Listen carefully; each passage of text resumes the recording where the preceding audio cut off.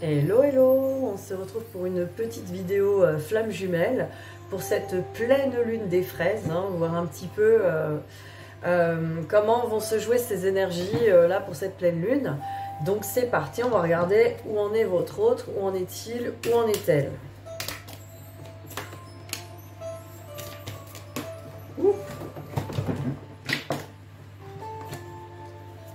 C'est tombé.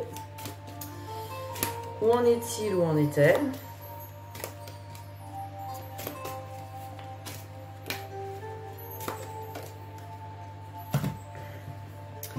Alors, qu'est-ce que nous avons là? Alors, doute et éternité. Alors là, on voit votre autre qui est vraiment, alors peut-être dans certains doutes, mais des choses qui sont récurrentes sur peut-être même des vies antérieures. On ressent des choses qui datent vraiment d'il y a longtemps. Des questions et des doutes peut-être qui sont liés à des questionnements de longue date. Hein, je ressens des choses qui sont depuis longtemps là. Ah ben voilà, la mort avec l'homme. Ben là vraiment, on nous indique effectivement que dans ces énergies-là, il y a des choses qui vont se terminer par rapport à justement cette image de l'homme. Et je pense que c'est ça les doutes éternels. C'est un petit peu cette impression peut-être depuis longtemps d'avoir... moi j'ai l'impression que cette personne règle un karma. Un karma sur lui ou sur elle, hein, comme quoi effectivement, sur la confiance en lui ou en elle. Il y a quelque chose qui est en train de partir. Là il y a vraiment quelque chose qui est en train de s'éteindre. Peut-être justement tous ces doutes là, tout ce manque... Là ce que je ressens, la carte du doute, c'est avec le manque de confiance quoi. Le manque de confiance qui était lié peut-être à des vies antérieures, à des choses, ou en tout cas du passé très lointain. On a l'impression que c'était quelque chose de très récurrent. Cette personne est en train de mettre un terme, elle est en train de régler le truc. Là vraiment avec la mort, on met vraiment la fin sur cette image de l'homme, cette image de... Alors même c'est pas un homme, hein, votre autre. Vraiment, c'est le yang, le côté confiance, le côté mettre en place les actions. Cette personne est vraiment en train de reprendre confiance par rapport à ses actions, par rapport à ce qu'il ou elle est censé faire. Hein. Là, on a l'impression que cette personne, elle réintègre vraiment une confiance qui vient de l'intérieur. Alors, on va voir les 3 dernières cartes. Voilà, c'est ça, hein, on me confirme. Là, avec le temps, on me confirme bien que c'est du karmique. Hein. Il y a quelque chose de karmique avec le papyrus, là, vraiment les messages. Donc, comme des messages d'un autre temps. Hein. Quelqu'un qui a accès à ses vies karmiques et qui mettait cette personne dans une sorte de malheur, dans une sorte d'apitoiement. Il y avait vraiment ouais, un malheur. Hein. Le malheur, c'est vraiment le fait d'être dans quelque chose de négatif, mais je pense que votre autre avait accepté ça, comme si c'était normal, ça faisait partie de sa vie, et là, c'est comme si on se disait, là, ça peut plus durer, je réintègre mes nouvelles énergies, mes énergies de confiance en moi. Donc là, vraiment, on est dans des énergies, avec cette pleine lune, je pense que votre autre va être éclairé sur un karma ou du passé très lointain, peut-être l'enfance, etc., où votre autre a intégré... une image de lui ou d'elle qui était vraiment dans le manque de confiance, quelque chose qui n'était pas les actions, comme si les actions n'étaient pas justes. Votre autre n'a pas confiance en ses actions, énergie yang quoi. Alors on va voir au niveau des miroirs, qu'est-ce qu'on peut nous dire d'autre sur tout ça, hein.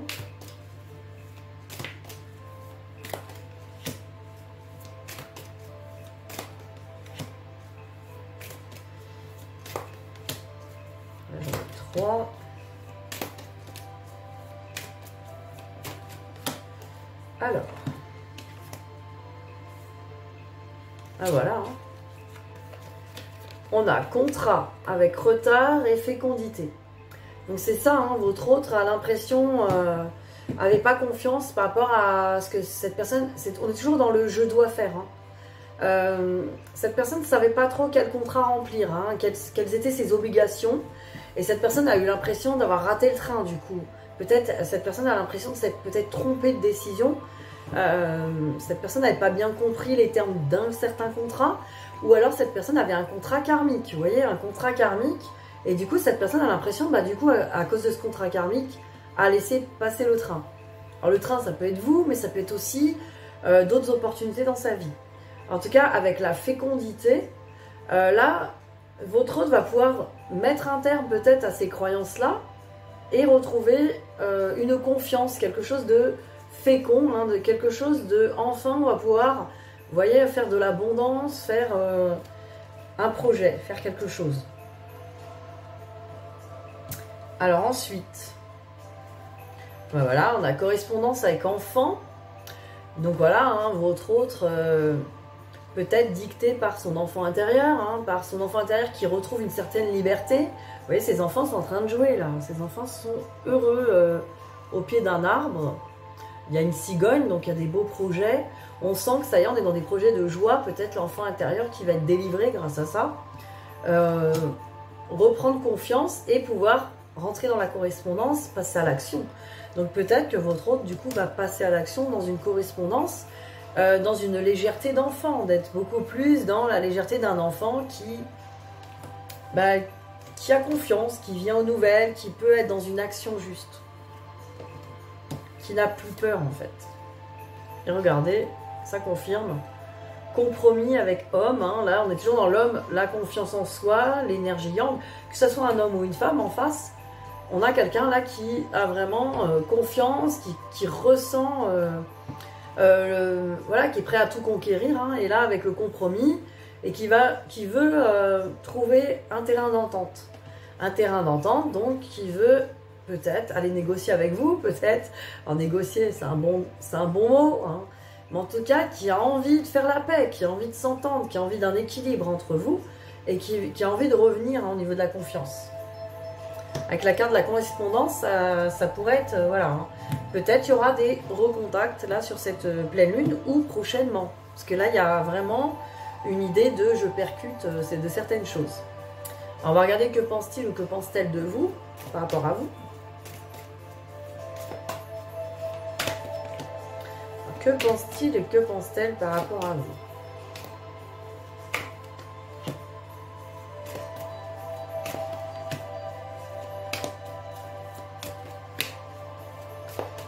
On a sorti 3 encore. Incroyable.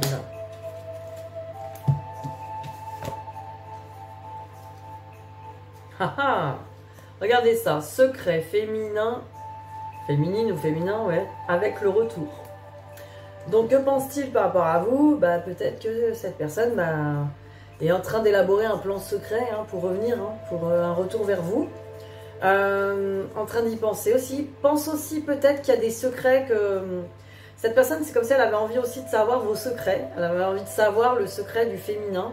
Elle avait envie de savoir vos secrets, c'est ça, vos secrets. Et le retour, c'est l'envie de revenir, voir tout ça, hein. Peut-être parler de choses...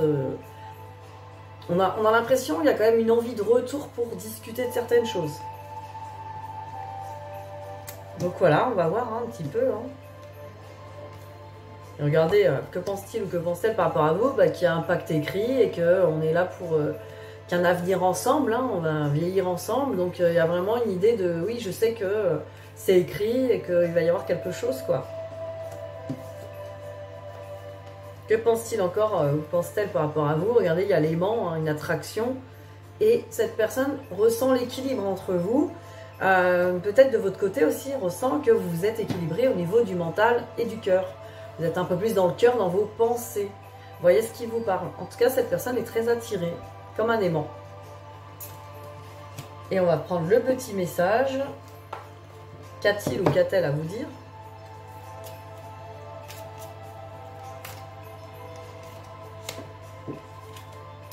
Cette personne vous dit « Je suis mal entourée.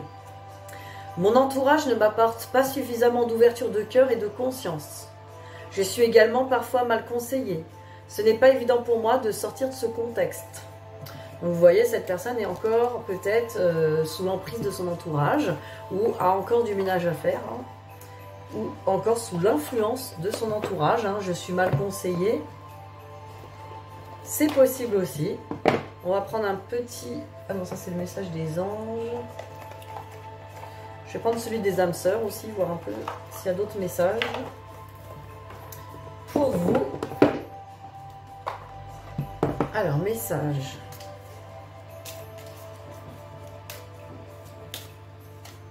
Ouais, il y en a deux.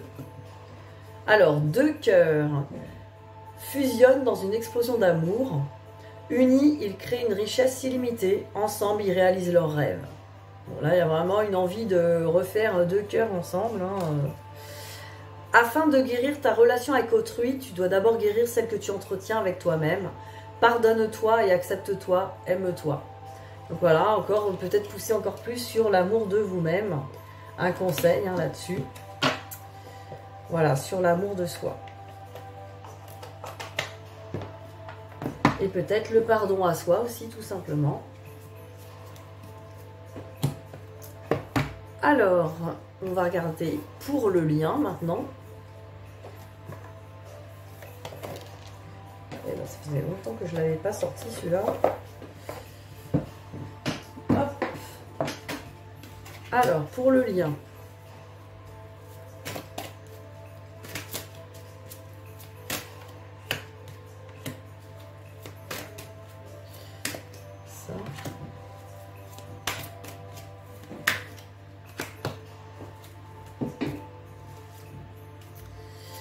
Alors, reconnaissance et récompense. Donc là, voilà, j'ai l'impression que dans ce lien, ça y est, on va être reconnu, on va être... il va y avoir vraiment la reconnaissance et récompense, et on parle de l'univers avec... Donc là, la reconnaissance et la récompense de l'univers par rapport à ce lien. Donc il y a vraiment une idée de, ça y est, ce lien... l'univers, vous ressentez cette coopération peut-être... Bah, vous-même, vous coopérez avec l'univers, donc il y a une reconnaissance, il y a un coup de pouce de l'univers, là, on ressent sur le lien. On nous parle de pouvoir et de tenez bon. Vous voyez, avec le lion, la force et la sagesse, on est vraiment dans le pouvoir avec tenez bon. Donc tenez bon, vous avez le pouvoir là dans ce lien. Tenez bon, c'est... ça peut être patienter. Mais avec le pouvoir, là, on sent vraiment quelque chose de... Vous êtes assez fort. Voilà, on vous dit, mais franchement, vous êtes assez fort, assez sage pour soutenir ce lien, quoi. Prenez confiance, vraiment, là, on a une idée de confiance. Peut-être, justement, comme côté masculin, ça développe la confiance, peut-être que vous allez l'intégrer à l'intérieur de vous. On me parle de retrait affectif avec solitude, donc il y a peut-être encore... dans ce lien, des deux côtés, une impression quand même d'être isolé, d'être seul. Il y a peut-être des moments de tristesse et de solitude, voilà, ça peut apparaître dans ce lien, une impression quand même de solitude, peut-être de manque aussi l'un de l'autre, ce qui est normal. Aussi, il ne faut pas croire que c'est de la dépendance. Le manque de l'un et de l'autre, c'est tout simplement l'envie d'être ensemble, quoi. C'est pas forcément de la dépendance tout de suite. Ou un besoin absolu. Alors pour vous, j'ai choisi Ho'oponopono. On va prendre une carte pour vous aider. Les petits conseils.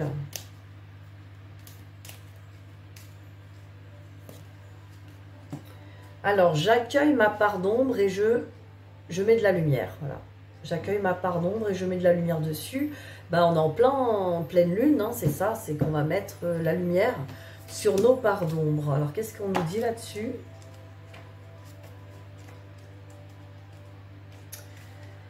Alors, votre vie sera transformée lorsque vous ferez la paix avec votre ombre. Ça, c'est une citation de Debbie Ford. Il est absolument nécessaire d'accueillir et de reconnaître, puis d'accepter ses propres défauts. Ils sont notre part d'ombre, c'est cette partie de nous-mêmes que nous avons tenté d'occulter et de nier. Nous arrivons à nous mentir à nous-mêmes parce que nous trouvons ces défauts insupportables. Mais au lieu d'essayer de supprimer ces zones d'ombre, il nous faut maintenant apprendre à les reconnaître, à les regarder en face pour commencer à les intégrer comme faisant partie de nous-mêmes, une partie intégrante de notre personnalité. Nous avons eu honte de découvrir en nous ces zones d'ombre, ces horribles défauts, et nous avons tenté de nous en débarrasser ou du moins de les cacher aux yeux des autres. Comme tout être humain, comme tout être humain, à la naissance, nous nous portions un amour sans faille. De même, quand nous étions petits enfants, nous n'avions aucune peine à nous accepter tels que nous étions. Nous le faisions sans aucune honte, sans peur, sans porter aucun jugement sur nous-mêmes, ne sachant vivre que le moment présent et en nous exprimant sans entrave.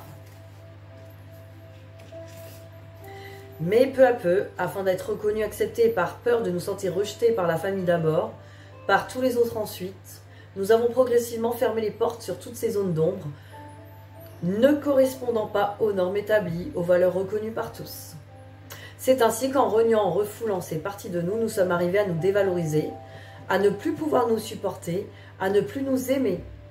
Nous avons oublié qui nous étions vraiment.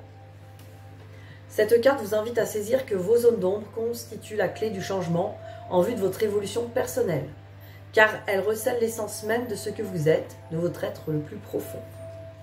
C'est l'essence même de l'amour de soi.